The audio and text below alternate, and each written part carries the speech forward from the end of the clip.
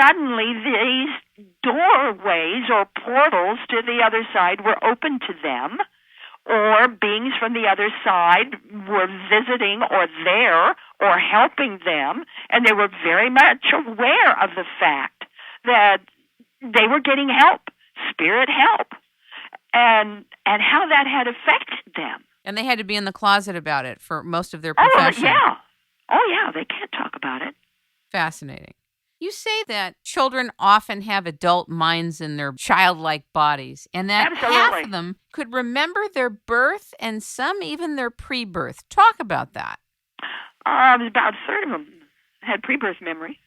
Half could remember their birth. In those cases where I could go back and check with mom or dad or aunts and uncles or whatever, what they remembered was correct. I didn't find a single goof. They were accurate in what they could remember about their birth. What I found so stunning is those that had pre-birth memory. And that pre-birth memory seemed to begin around 7 months in utero. Now, we're talking about the third trimester. And what medicine has found about the third trimester, that's when the so-called fetus, I call it a baby, but, the fetus can feel pain and respond to pain as if it were a birthed child. Well, it seems as if the brain is fully functional at that time frame, too.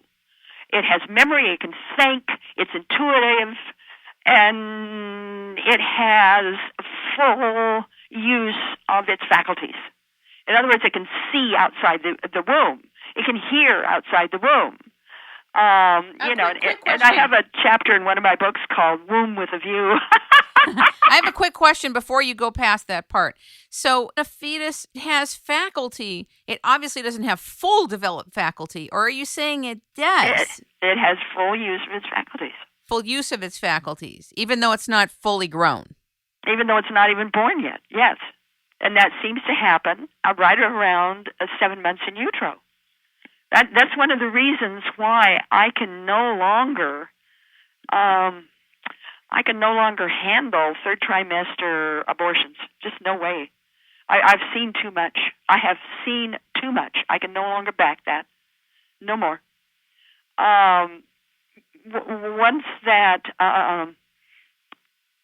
Once the fetus reaches that point, you truly have a baby. You truly have a fully functioning child in there.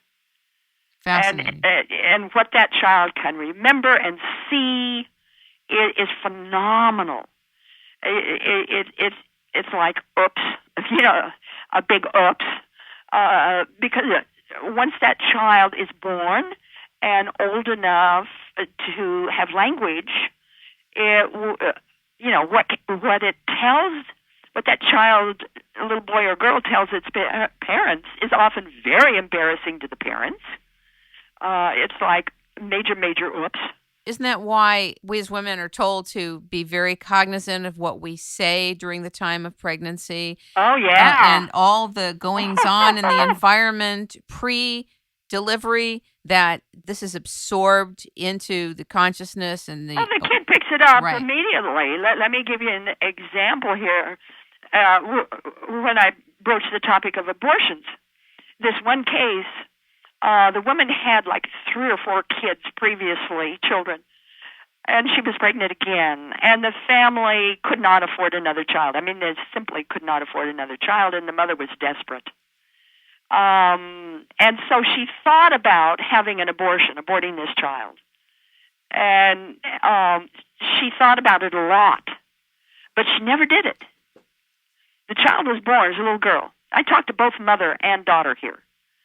And the child was older by then when I was able to talk to them, and nearly grown, in fact. And the mother told me the stories that as soon as this little girl could talk, about 2 or 3, she'd go up and grab her mother's dress.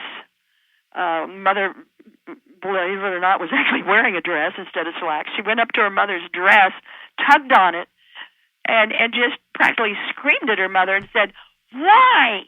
Why you try to kill me when I'm in your tummy?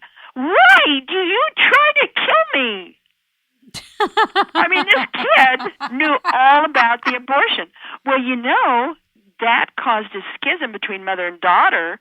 The mother was overcome with guilt, and the daughter hated her mother. And she would never accept her mother as her mother after that. It just wouldn't have anything to do, any more to do with her than she had to. And then in anger, and that went on year after year after year, and the mother was just, just undone by what the daughter picked up while she was still in the womb. Now, unfortunately, I came across a number of these cases. So this is a big deal about what the child can pick up. And the child picks up a lot. They can also, with their faculties, their perception can go outside the womb. And they can see things, colors, people, furniture, and describe that later on. Fascinating. It's a real turnaround on everything we think we know. I want to talk a little bit with you about why people, right before they pass, look off to the left. I thought that was really interesting. Why left? Why left? And I've been noticing that for years and years and years, but it was at the MD Anderson, the cancer center, that big, huge meeting that we had there, and we had one of the nurses got up, the open mic section. She got up and she said in she was, I think, a nurse supervisor. She said in her area, 88% of her patients reported visitors from the other side always coming in from the left. If they left their body and came back, they went out to the left. Everything was left. And she wanted to know why. Why left? Well, I noticed this for a long, long time. And a lot of nurses will discount this and say, we're always trained to come in on the right, to sit on the right, to hold the right hand. Why are nurses trained to go in on the right? I don't know. I think that's interesting, too. Most people, probably because the right is your dominant hand, or there's that sense of rightness if you're on the right. With horses, you always mount a horse to the right.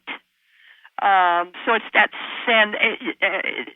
There seems to be a comfort zone in our society about things right.